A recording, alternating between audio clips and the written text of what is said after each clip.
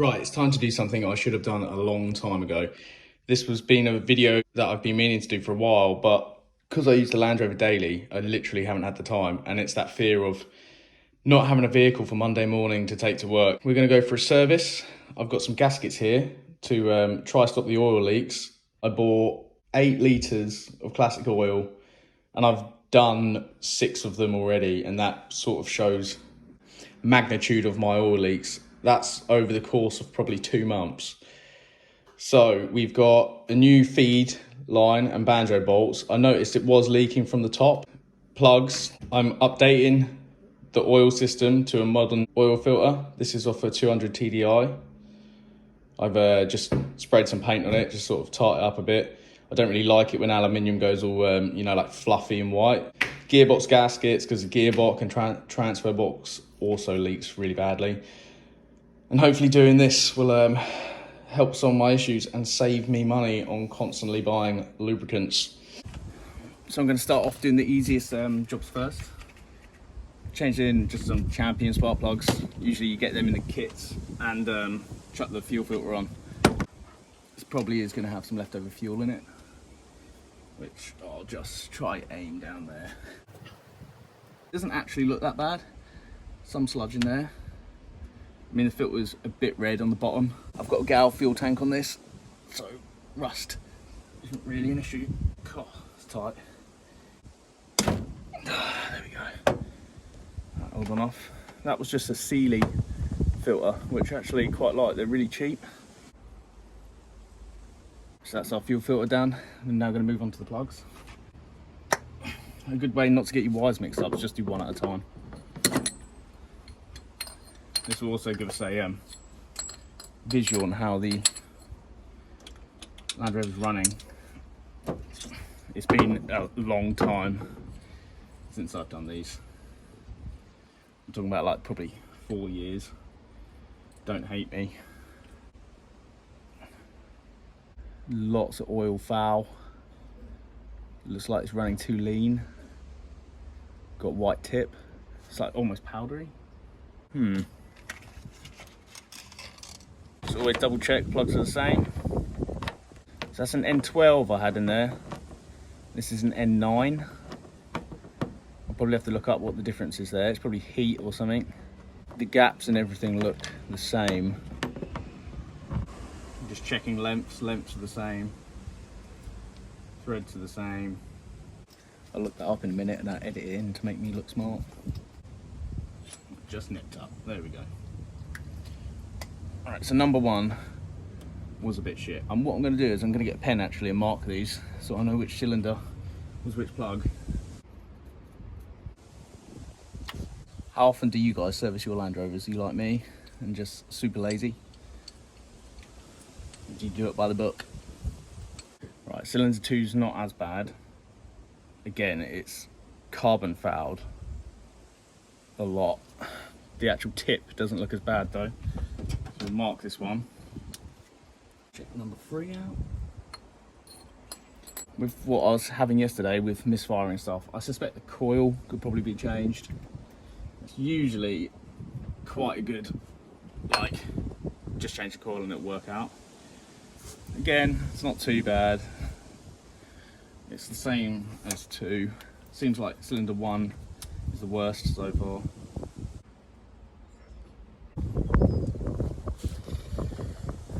I mean, that one is just wet, oily. Nah, it's about the same as the other ones. Again, just a lot of carbon fouling due to my laziness. Right, that's all the plugs done. So with my air filter, I have a K&N. Basically what you do to clean them, this petrol is brand new. I don't know why it looks like piss. Just slosh them around in petrol.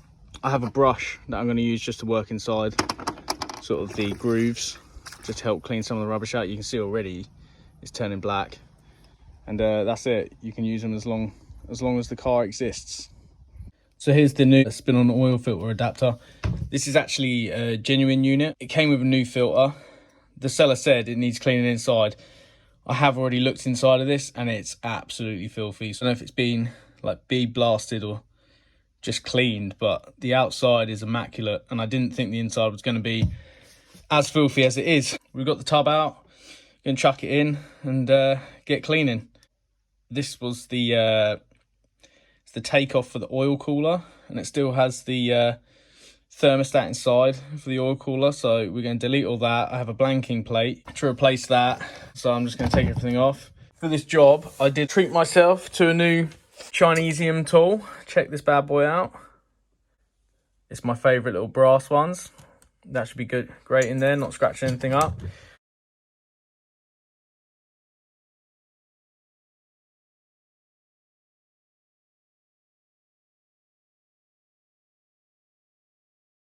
Right, so we're all clean now. Don't know if you can see the difference there. I ended up opting for some diesel instead of the acetone. I don't usually have diesel because I don't actually own any diesels. The acetone, it just wasn't working that quick. And to be honest, you know, it's quite expensive and I didn't have the quantity just to fill it up so it could soak. My new eBay tools, yeah, good. The only problem with them is the bristles on the stalks. Some of them break off. It's just something to be wary of because obviously you don't want anything getting trapped in there. I've checked double, triple, and we're all good. Another good thing to use is you can get kits for cleaning out paint spray guns. And I use them for absolutely everything, like carb rebuilds, just general sort of engine or cleaning up stuff. And anything like this where you have little sort of channels to get in, they're absolutely spot on for doing it.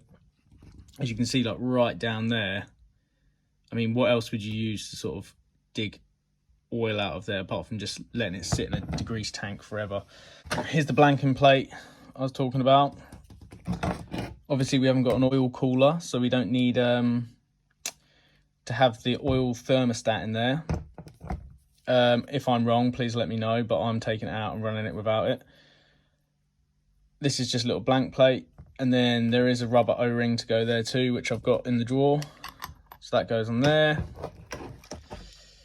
And then that's that. I was quite lucky to find this. You don't really see them come up that often. It's another thing that some people say, you know, is pointless to put on the series, but to be honest, I have a tiny leak from the seal on the series at the minute, and it just seemed like a good excuse just to try it out. I mean, I quite like just tinkering and messing around. Also, don't hold me to this, but I'm assuming, being that this is off a Defender, it's going to be easier to get oil filters from, say, like Euro car parts and stuff. Again, don't hold me to that. I haven't actually checked, but with a presumption that it's more modern, I reckon, you know, if you're traveling around the world and whatnot, you're probably more likely going to find a Defender filter now than the old type. I'm going to acetone it, tape off, probably give it a wipe down again, then chuck some etch primer on it. The Land Rover hasn't started in probably 2 weeks or something, so it might be a little slow, but we'll see how it goes.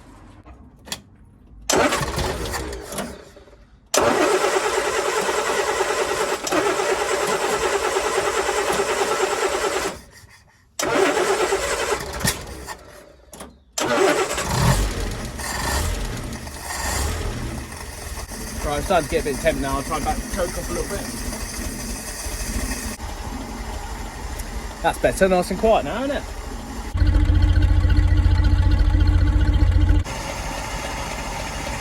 Exhaust is just starting to get some heat. Block's still cold. Once the oil's gone around a bit, we'll get enough temp.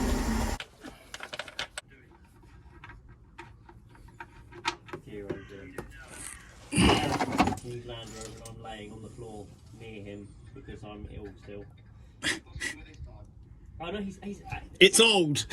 doing a service on it, which I didn't realise. He's never changed the oil since it's been on the road. It drinks a litre of oil every 2 months, so what's the point? King fucking freak out here and he serviced it. Yeah, but if you're putting pressure on it, at least you know it's not 6-year-old. He's an idiot. Checks it, freaks out that it's empty and then doesn't do anything about it. Right, we're just getting to the end now. You can see it's starting to thin out and drip. Right, I'm going for the oil filter housing now. It's the old style, which we're going to swap over to the new style, and I hate doing this job, hence why I haven't done it. So awkward. Oh, it's nice and loose though. I fucking hate this job. Camera's going everywhere. I'm in a puddle of oil. Right, I'm gonna have to pause because it's going everywhere. We're still dripping. I replaced the copper washer on the original one. I'm just gonna put that back in because I'm bored. Bored of watching that. Next thing, will the sub bolt snap? no. Are they bolts? Oh, they are bolts. Yes. I was fully expecting them to be studs, and then just them all come out. So annoying. Right, what are we gonna do next? The spin-on filter. Enthusiasm is sky high. There is no metal. It's so easy to undo. Yo. Thought it might be, seeing as it's bathed in oil. Put my finger in front of the lens. Excellent. Can I get in there? It's like the engine bay is big enough to make it easy and small enough to be super annoying at the same time. Right, I reckon that is a misplaced pan down there. Edward, can you push the pan backwards a bit, please? They're out.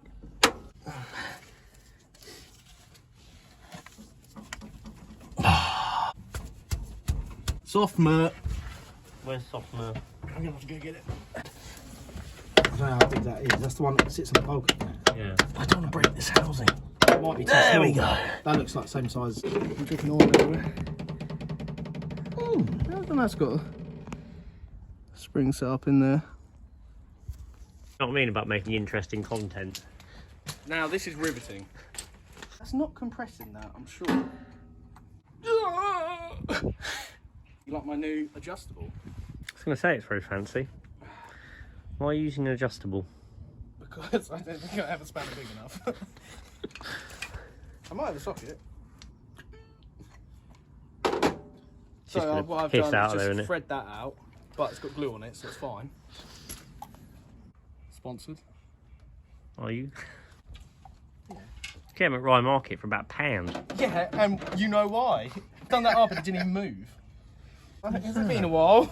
She's formed. Oh, come on. She's sealed. This is Mech Annex.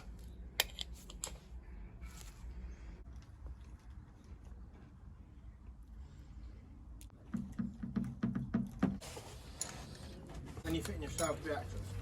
Oh, mate, it's at my nan's house at the moment in a trailer that I've abandoned outside her house. So, you know, soon. Lefty loosey, righty loosey. Basically, what you do is you tighten it up until it just starts slipping when you know it's going to snap, and then you stop. I'd trim that. Nah, there's nothing wrong with that. Let's trim it. Right, so I got the old housing off, as you've seen. I just then spent ages getting that old gasket off. So stuck on there. Actually, using the phone is giving me a bit more of a clear view, but I've just been going over that with the Stanley blade. No. Yeah, I know. I thought it was going to be pointing downwards. Seamlessly mixes in with the original engine. You wouldn't even know, would you? That was brand new. It was worth that 20 quid can of paint to paint. What is it? Here I am, I'm going to replace this on this car. Can you go for a drive yet? Not yet. That's leaking, I think. So I'm going to take that off now and check it. I need to go get some copper washers though. Right, so this is the oil line which was leaking along the bottom. It looks okay. I haven't really got anything to test that, see if it's actually split around that joint. But I got a new one. So we'll see if that sorts it. I did buy some banjos, but I can't for the love of me find them. So these look fine, but it's the copper washers. I need to go get some copper washers. But anyway, we're going to chuck this new one on. Right, so I sent the boys away to the car shop down the road to get some copper washers. And if we can't get them, I'm going to have to bite a bullet and just stick the old ones back on. So if you don't know where this fitting goes, from there up to the head. Right, so I cleaned the banjos through just in a bit of acetone just to make sure there was nothing clogging up the insides. Bad news, we've got no copper washers, so I'm going to have to reuse and wait for the obvious leak that's going to happen. Kind of annoying, because obviously these are crush washers and they're already crushed. Apparently there's a technique, you can put them in hot water, it softens them up. So I might just do that for the sake of it and see what happens. I'm going to put this feed back on. I've used a cable tie there just to hold it roughly near where I need it. So I've got the copper washers in boiling water. Absolute perfection. Right, I might just get a blade and give that a little scrape up. It feels a lot smoother now. Right, let's get this thing back on. We can. Oh, that didn't go in that oil, did it? Oh, you're kidding me if that went in that oil. Did that washer just go in that pot of oil? Mate, I just fished through that oil pan trying to find a washer, and it had got caught up on the engine block on like a little ledge. Have you done the sump yet? No, you've been here the whole time. We're not doing the sump gasket. It looks fine. Everything was leaking from this side, so I'm assuming it was just that. And the feed at the back, and hoping it is just that, because I don't want to take the sump off because it looks like a ball ache. We've been here for half a day. Yeah, why has it taken so long? Because you've been faffing. Faffing with what? We've had fun times. Sorry. So it takes 6.8 litres. Like syrup. No. Right, we're parked on a slope, so I'm not filling it up to high, because it won't flatten out. Low is high. Right, so we're going to start it, build some pressure, and then have a luke.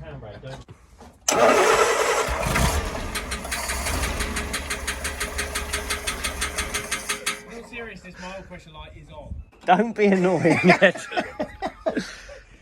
Disconnect the coil and crank it over, king lead. Or the power to the coil. Crank it over for a bit. Might be that. The sensor. Right, crank it over. Try to build some oil pressure without. So I don't start.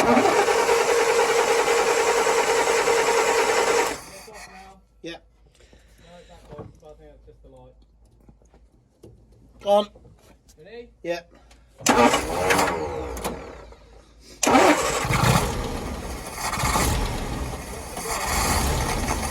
How does it run on so little fuel? That's not little fuel, because it cost me a fortune to run. Nothing's leaking.